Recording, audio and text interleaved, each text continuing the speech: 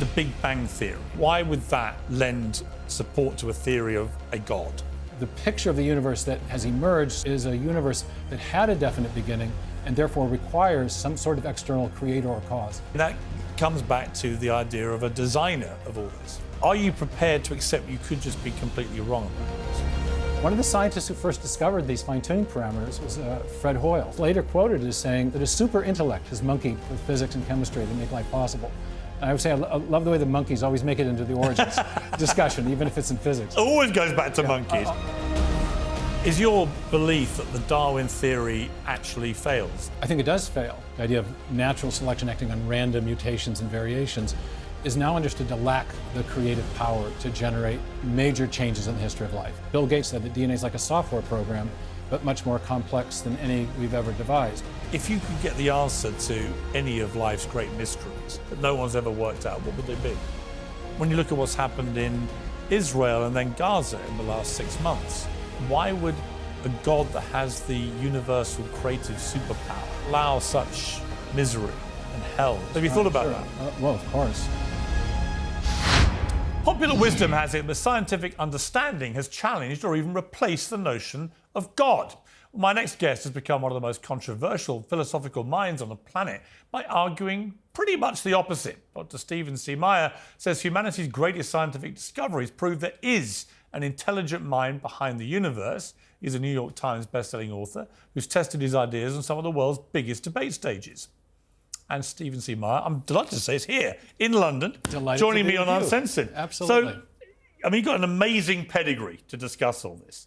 You've got a PhD in the philosophy of science from Cambridge. You're a former geophysicist. You now direct the Discovery Institute's Center for Science and Culture in Seattle. You've had New York Times bestsellers, Signature and Marcel, Darwin's Doubt, Return of the God Hypothesis. And you've been on all the biggest podcasts in the world, Joe Rogan, Ben Shapiro. And now, I'm delighted to say, Uncensored. This all blew up last week because Tucker Carlson went on Joe Rogan. And I don't know if you saw this, but he said this about this very issue. Let's take a look.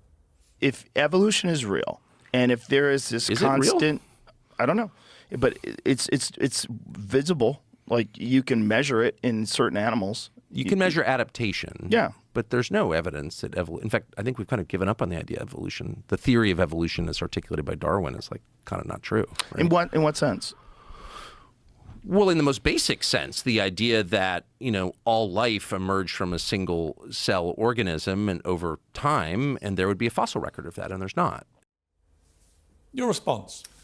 Well, I don't know what Tucker knows about all this, but probably not as qualified as you. But he likes to. Maybe we start with something that happened here in London a few years ago, 2016. A major conference convened by the Royal Society, arguably the world's most august and prestigious scientific body, was convened by a group of evolutionary biologists who are dissatisfied with the standard neo-Darwinian theory of evolution.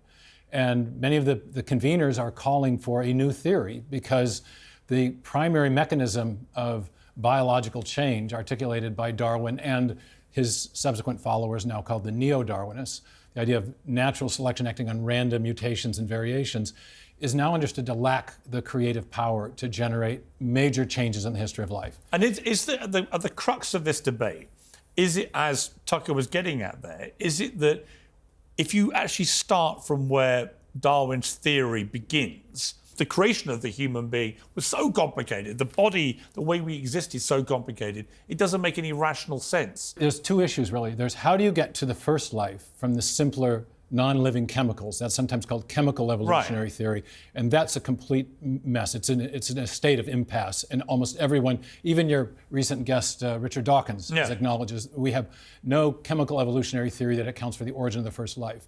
And many people don't know that Darwin didn't attempt to explain the origin of the first life. Rather, he presumed one or very few simple organisms, which we now know were not simple, and then proposed a mechanism by which you could generate all the new forms of life we see on the planet today. But even that now is being challenged because the main mechanism of evolutionary change does a nice job of explaining small-scale variation, what Tucker was referring to, I think, as adaptation. This would be examples like Darwin's finches, where the beaks get a little bigger, a little smaller in response to varying weather patterns. But it does a very poor job of explaining the major innovations in the history of life, such as the origin of birds or mammals or animals in the first place.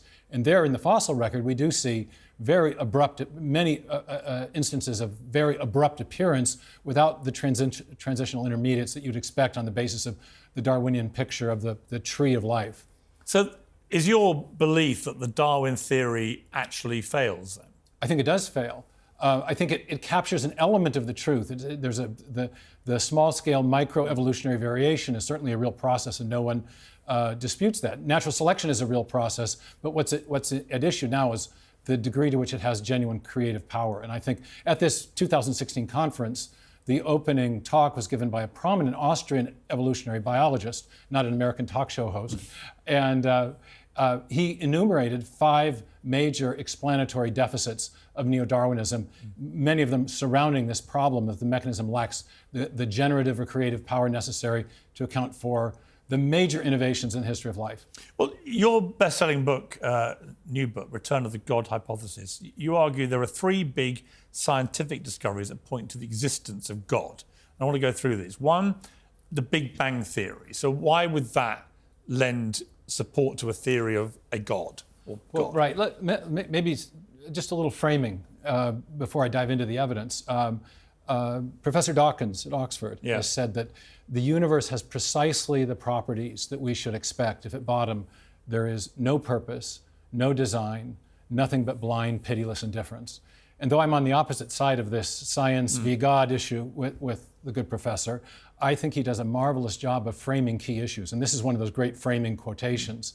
Because what he's saying is that whether we think of it as a scientific question or a philosophical question or both, if we have a hypothesis about reality, the way we test that is by looking at the world around us and seeing if what we see comports with what we would expect to see if our hypothesis were true.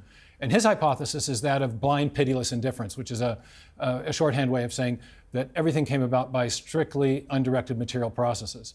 And what the materialists expected coming into the early 20th century was evidence of an eternal, self-existent universe, one that had been here for an infinitely long time and therefore did not need an external creator. What in fact the astrophysicists, the cosmologists, the astronomers found was evidence of a universe that had a definite beginning, and therefore one that could not have created itself, because before the matter of the universe came into existence, there was no matter there to do the causing. And so the picture of the universe that has emerged starting from the 1920s all the way to the present, both from observational astronomy and from theoretical physics, is a universe that had a definite beginning and therefore requires some sort of external creator or cause. Dawkins is obviously one of the world's most famous atheists. Are you a believer in God yourself? I do believe in God, yes. Okay, so let's play a clip from Dawkins on this show. So why is it not possible that there is a superior being, power, which many people believe in different ways? It's possible there are fairies at the bottom of the garden. I mean, all sorts of things are possible. You can't deny that. Well, except I've never seen fairies at the end of the garden, have you? No, you've never seen God either. No, but you don't know for sure that either doesn't exist. No, I don't know that fairies don't exist. Fairies may be leprechauns, for all I know. You know, my big question for all atheists, is, OK, you don't believe in God, but what was there before the Big Bang, before this all started? In other words, what was there before supposedly nothing? What is nothing? Nothing to me seems to be a totally incongruous word. What is nothingness? And if you can't explain it, to me, and I believe in God, but to me, it suggests there must be a power bigger than the human mind at the start of all this that was able to comprehend what may have happened, because we can't. Right. Dawkins wants to portray theistic belief as if it's equivalent to belief in fairies. And he'll concede that, well, it's possible. But I think there's a stronger argument for the theistic case. And that is that when scientists and philosophers reason from evidence, they typically use a method of reasoning that has a technical name. It's called inferring to the best explanation, where the best explanation is one where you're invoking a cause which has the kind of powers that would be required to explain the phenomenon of interest. And you correctly pointed out in your conversation with him that when you get back to that what physicists often call the singularity, the point where matter, space, time, and energy begin to exist, the materialist is really up against a huge conundrum, because prior to the origin of matter, there is no matter to do the causing. That's what we mean by the origin of matter, that's where it starts. Right. And so if you want to invoke a cause which is sufficient to explain the origin of matter, you can't invoke matter. It's in principle, the materialistic explanations are in principle insufficient. So you need to invoke something which is external to the material universe and is not bounded by time and space as well. And that starts to paint a picture of the kind of cause you would need that has the sort of attributes that traditional theists have traditionally associated with God. God is a timeless, God is outside of time and space, has causal powers, is an agent with volition, and therefore can initiate a change of state from, in this case, nothing to something. And do you believe that God created this original single cell from which everything flows to us? Oh, the single cell as opposed to the universe. Well, I guess you go back to the universe, Yeah, and then you go back to the creation of a single cell that has this incredible complexity that eventually, through the process of evolution, leads to human beings. Yeah, I do think there's... Do you believe that's really the most likely scenario? Yeah, I do think there's incredible evidence of intelligent design at the point of the origin of life, because that first simple cell, in the 19th century, Thomas Huxley said that the cell is a simple homogeneous globule of undifferentiated protoplasm. Brilliant phrase. Wonderful. He was one of the great scientists of the 19th century, but we know so much more now that he didn't know. And what we now know is that inside even the simplest cell, we have digital nanotechnology. We have the information stored in the DNA. We have an exquisite system of information storage, transmission, and processing. And that information is being used to build protein machines and other even more complex nanomachinery inside the cell. So it's a sort of automated factory run by digital information. People didn't know about that in the early 19th century. But do you believe, like I said, originally there's just one single solitary cell that's created? Well, right. Presumably that's where... Is that what you think? I do think there was an original cell that was created. Because the theory of evolution says the journey from single cell to the full complexity of life on Earth and so on happened by random trial and error. But your position, I think, is that it's so complicated, this original single cell, so complex for all the reasons you just articulated, that that's just simply not feasible, that it would be just random trial and error. It had to be the creation of some superior entity. Right. Is that right? Well, again, there's two contexts. There's the how do you get to the first cell, and then how do you get from the first cell to everything else. Let's just take the origin of the first cell. You think the creator of the universe is God? I do. And then out of the universe comes the creation of a single cell, which again is God. Right. Here's the evidence, though, that when we see information in a digital or alphabetic or typographic form, and this is what we actually see in the DNA. When Francis Crick elucidated what he called the sequence hypothesis in the late 1950s, he realized that the 4 subunits along the interior of the DNA are functioning like alphabetic characters in a written text or digital characters in a section of software. What we know from experience is that whenever we say information of that sort, it always comes from a mind. Bill Gates, our local hero, has said that DNA is like a software program, but much more complex than any we've ever devised. Richard Dawkins has acknowledged that it functions like a machine code. Well, what we know is that software comes from a programmer. And in fact, whenever we see information of that kind, whether it's in a software program or a hieroglyphic inscription or a paragraph in a book, it always arises from a mind, not a material process. So the discovery of information at the foundation of life and even the simplest living cell, I argue, is decisive evidence of the activity of a designing mind in the origin of life. What is the Goldilocks zone? Another of your big bedrocks of your book. Well, this is one way that the physicists refer to something that they call the fine-tuning of the universe, or sometimes they talk about it, the anthropic fine-tuning. The idea is that the most fundamental parameters of physics fall within very narrow ranges or tolerances, outside of which we have discovered life would not be possible. Even basic chemistry would not be possible. So the force responsible for the expansion of the universe, called the cosmological constant, is fine-tuned. An accepted value is to 1 part in 10 to the 90th power. So a smidge faster or slower in that expansion, and you either get a heat death of the universe or you get a big crunch, a great black hole. In either case, life is not possible. That's just one of many parameters that fall within that kind of a sweet spot. So sometimes the physicists do talk about are living in a Goldilocks universe. Luke Barnes has written a wonderful book about the fine-tuning. A physicist who also did his PhD at Cambridge has written a book called The Fortunate Universe. So these types of terms are now making their way into physics because physicists did not expect that life would depend upon such an exquisitely and improbably arranged set of basic parameters. But there we have it. They did. This is what they found. But again, that comes back to the idea of a designer of all this. Well, one of the scientists who first discovered these fine-tuning parameters was Fred Hoyle. And Hoyle was a pretty aggressive scientific atheist. He opposed the Big Bang and even gave the Big Bang its name, the Big Bang, as a kind of pejorative to make fun of the concept. But after he discovered some of these fine-tuning parameters, he had a shift in his philosophical perspective, in his worldview. And he was later quoted as saying that a common sense interpretation of the data, the fine-tuning data, suggests that a super intellect has monkeyed with physics and chemistry to make life possible. And I would say I love the way the monkeys always make it into the origins discussion, even if it's in physics. Always goes back to monkeys. Always monkeys, either at a typewriter or something. Yeah. There are other scientific hypotheses that don't use God as an explanation for all this. One is the simulation matrix theory, which Elon Musk talks about, or the idea of a multiverse. And when I had Neil deGrasse Tyson on, the astrophysicist, he said this. What was there before the beginning of the universe? Everyone asks this question. What's the simple answer? Oh, I'm delighted I can respond to you. We don't know. But we got top people working on it. Okay. You know what? There may have been a multiverse. I like that. I like the honesty. So we genuinely don't know. People just don't know, right? We don't know. There might have been a multiverse that's birthing universes, and we're one of them. But that just pushes the question one step further before that. What was around before the multiverse? So we just don't know. It's a frontier question right now. What is your response? I mean, a lot of astrophysicists and Elon Musk and others think it's actually about the multiverse.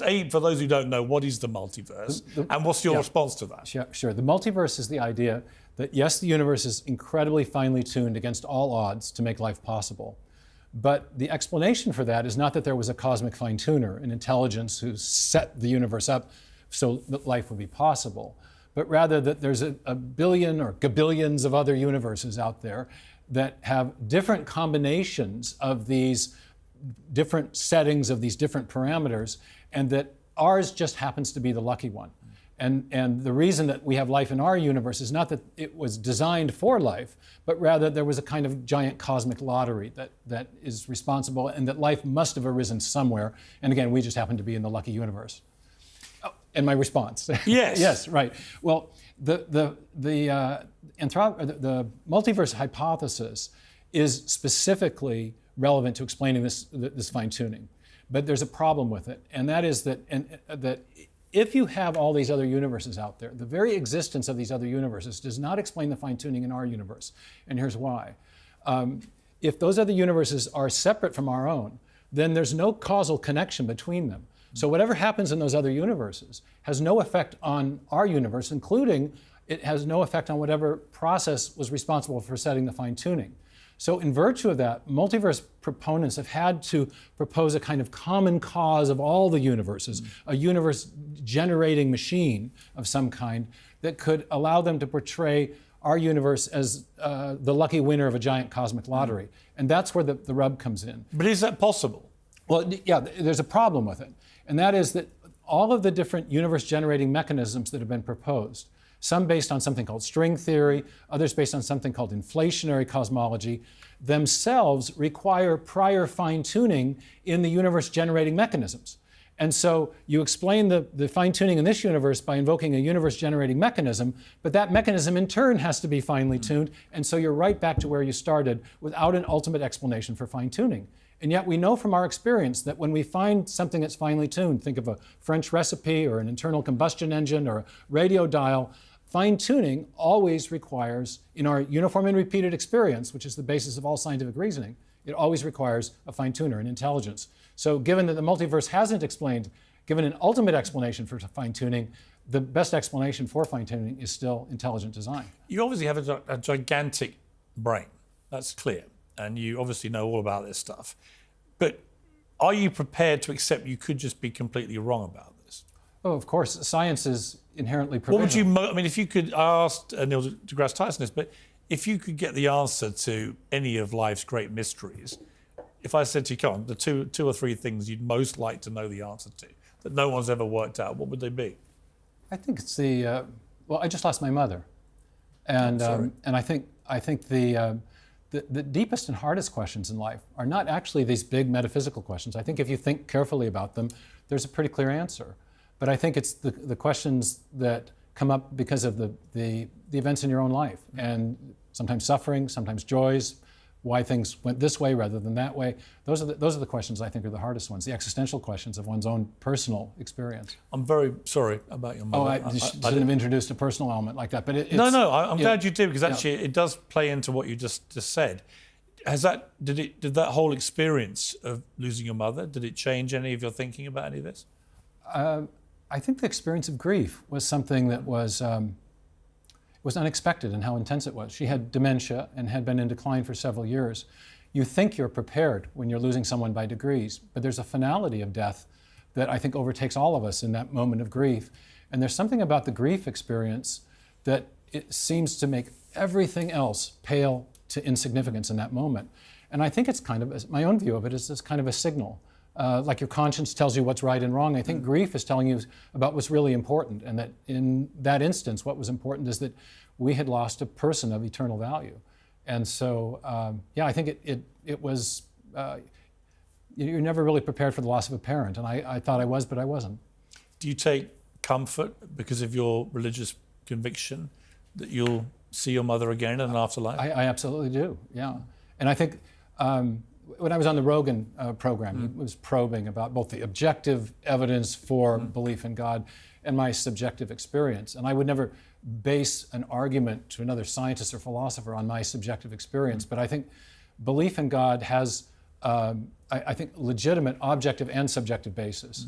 And I think that mysterious moment when you see a loved one passing, when the body is there, but the person is gone, it raises some profound metaphysical questions, or maybe a metaphysical awareness that there is something more than the material that is part of all of us. So in a way, what you went through with your mother may have actually intensified your own belief in your theory about all this. Yeah, sure. Because you felt it. Yeah, exactly. You see, that's where whenever I argue with atheists, I'm always struck by their refusal to go there into stuff like that. And yet they must themselves, through their own life experiences, have moments and experiences which must test their own conviction that there is nothing else. Yeah, absolutely. I think it's a both-and thing if you're a believer. There's plenty of good, solid scientific evidence, good philosophical reasons for belief, but then there are these experiences too that we have along the way that suggest it's not just matter in motion. There's more to the world than the material stuff.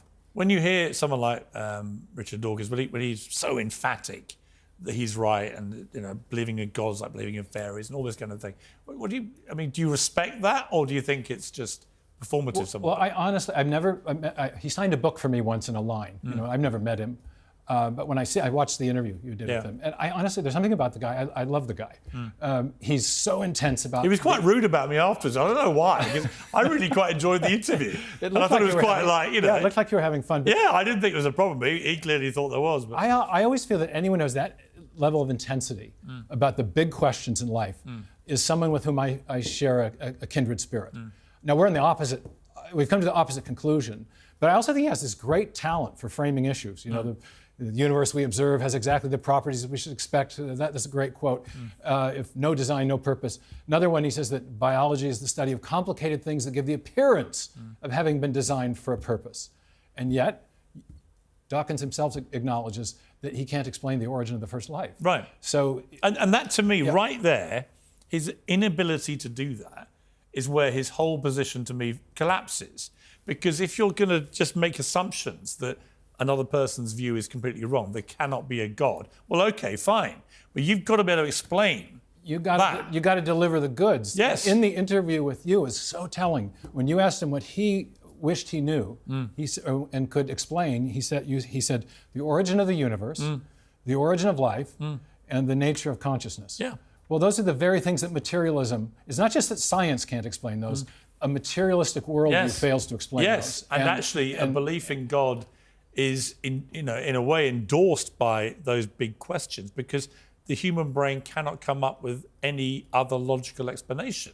So a logical explanation based on science and data, it doesn't exist. And this is not God of the gaps. Okay, there are gaps there for materialism, but the materialists assume that any explanation that doesn't involve a purely material process is an explanation that is just filling a mere gap. But the rules of explanation are a little different than that. A good explanation provides a causally adequate explanation, where you infer an entity which, if true, would be capable of generating and therefore explaining the thing of interest. We look at the origin of the universe, and we understand that matter, space, time, and energy come into existence.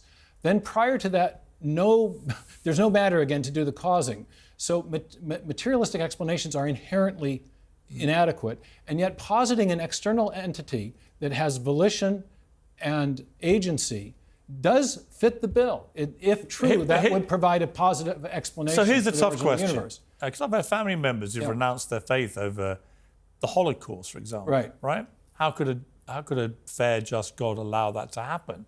When you look at what's happened in Israel and then Gaza in the last 6 months, a lot of people might question, well, why would a God that has the universal creative superpower of the kind that you believe God had to create all this, why would they allow such misery and hell to also exist tragic in this messes life? of the kind you just described? Have you thought about that? Well, of course. There's a traditional theistic answer, goes back to St. Augustine and maybe earlier. The idea of sometimes called the free will defense, if you're in an argument about the so-called problem of evil. I actually find it persuasive and compelling.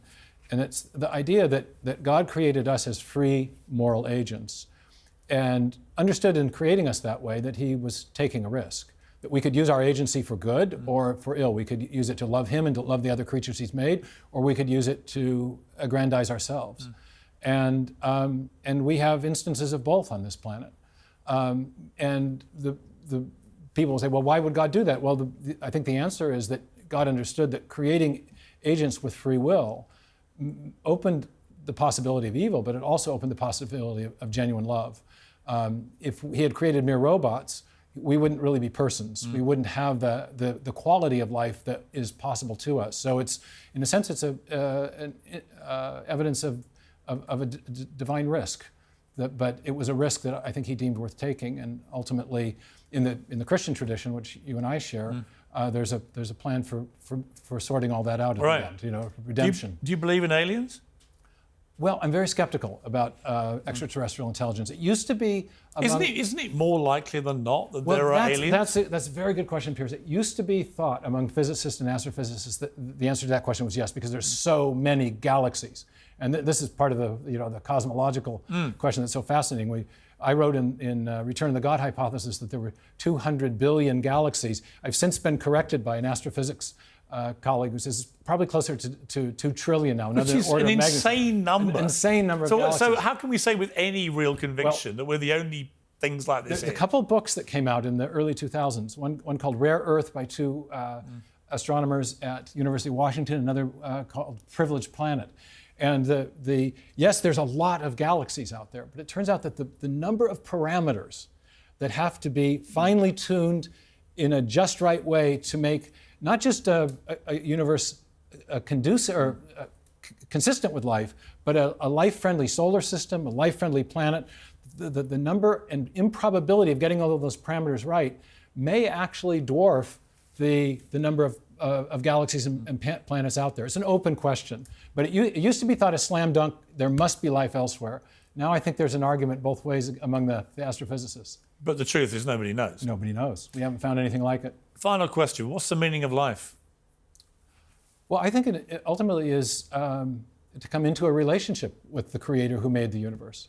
In the closing chapter of my book, I talk about Viktor Frankl and the man's search for meaning and how universal that is. And that nothing can mean anything to a rock or to an atom or to a planet.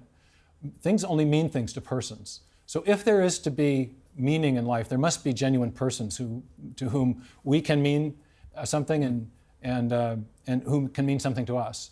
And yet, we all die.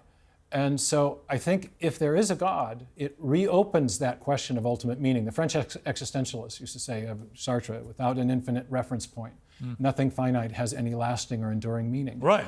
But if there is an infinite reference point, and that infinite reference point is personal, that is to say, if the universe was created by a personal agent who wants to know us, then the possibility of enduring meaning is again on the table. Yeah, I mean, I've had this conversation with Ricky Gervais. It's like, well, if you only believe that what happens in your existence here that's it, how sort of pointless, transitory and vacuous it must all be to you. Whereas if you believe in the concept of infinite life, albeit in a different way, that's great. That's the question that haunted me as a teenager. I used to, Is it? Yeah, it was, what's it going to matter in 100 years? No matter what I worked on, no matter what I achieved, no matter what goal I set, I thought I couldn't. What was the point? And one time came across the quote from Bertrand Russell where he talks about all the great labors of the human race and the noonday, the brightness of human achievement. Noonday human achievement is destined for extinction in the vast death of the solar system. I wasn't much fun at parties as a teenager. But those sorts of, at a certain point in life, whether it's when you're very young or often when you're nearing the end, those sorts of questions percolate. Particularly, I think, when you get near the end. Yeah. When you're really questioning, surface. am I right? Yeah. It just seems to me completely in the same way that when atheists can't explain what happened before the Big Bang, and when they can't say that, and when they say nothing happens when you die and stuff, that's where my belief in God gets massively increased. Well, it's one of the main reasons I think there must be a God, is that actually none of that would make sense, that we just started one day and there was this weird thing called nothing before there, which no one can really explain to me what that is. And at the end of it, it just ends and then that's the end of that. That doesn't make any sense, that someone would create something so extraordinary that's led to us, the human being, and then at the end, that's it. And that's the other thing about the grief emotion, is that it seems to be telling us there's something profoundly unnatural, not intended by death. But then on the flip side, in that realm of objective scientific evidence, and this is the message of my book, to me, when I look inside the cell and see the evidence of that digital storage, transmission, and processing system, Richard Dawkins himself said, upon seeing an animation of this recently, that he was knocked sideways with wonder at the intricacy and complexity of the digital information processing that's going on inside cells. This is extraordinary. It's like a 3D printer. You've got digital code directing the construction of three-dimensional structures and machines all inside the tiniest recesses of the cell. There is no materialistic, chemical, evolutionary, or other account of that. But we see features inside the cell that are reminiscent of our own high-tech information and digital technology. This seems to be pointing, obviously, to a transcendent mind. Fascinating stuff. Return of the God Hypothesis. What a great book. Great to see you. Wonderful. Dr. Meyer, thank you very much. Yes. Really enjoyed it. Thank you very much.